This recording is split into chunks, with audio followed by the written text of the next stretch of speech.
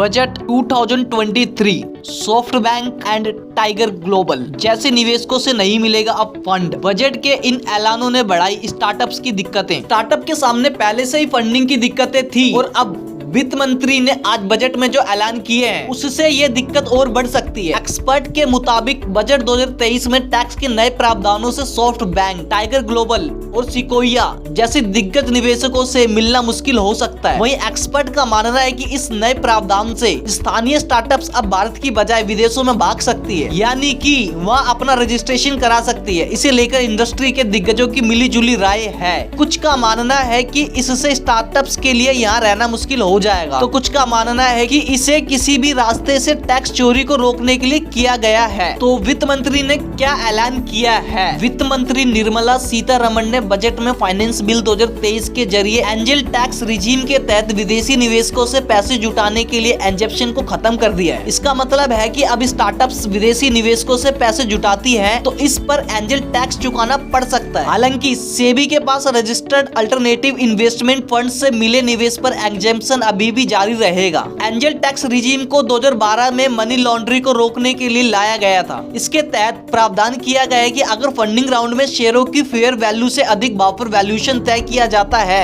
तो फंड जुटाने की प्रक्रिया पर टैक्स लगाया जाएगा। शेयर की फेयर वैल्यू को मर्चेंट बैंकर्स तय करते हैं। वित्त मंत्री के ऐलान का क्या फर्क पड़ सकता है? वेंचर कैपिटल फर्म 31 कैपिटल के एमडी सिद्धार्थ पई ने आशंका जताई है कि फाइनेंस बिल 2023 के जरिए आज जो ऐलान हुआ है उससे स्टार्टअप्स अपना डोमिसाइल विदेश में शिफ्ट कर सकती है। हालांकि उन्होंने सबसे बड़ी चिंता ये जताई है कि इससे कुछ दिग्गज विदेशी निवेशकों भारतीय स्टार्टअप्स में पैसे लगाने से हिचकिचा सकते हैं। वहीं फैमिली ऑफिसों को सलाह देने वाले मैनेजमेंट कंसल्टेंट सूरज मलिक का कहना है कि वित्त मंत्री ने ये कदम रेजिडेंट निवेशकों और नॉन रेजिडेंट निवेशकों के निवेश के लिए समान प्रावधान के लिए किया गया था और इससे ये सुनिश्चित होगा कि देश के बाहर से भी निवेश अपने टैक्स पर चोरी न हो। Accounting and advisory firm video India के पार्टनर हैरी पारिक के मुताबिक विदेशी निवेशकों को एंजल टैक्स के दायरे में लाने पर स्टार्टअप्स के सामने सिर्फ कंप्लायंस का बोझ नहीं बढ़ेगा, बल्कि जहां वैल्यूएशन स्पष्ट रूप से तय नहीं है वह फंड जुटाने में बड़ी कंफ्यूजन करेगा। उनका कहना है कि स्टार्टअप्स कन्वर्टिबल इंस्ट्रूमेंट्स के रूप में फंड जुटाती है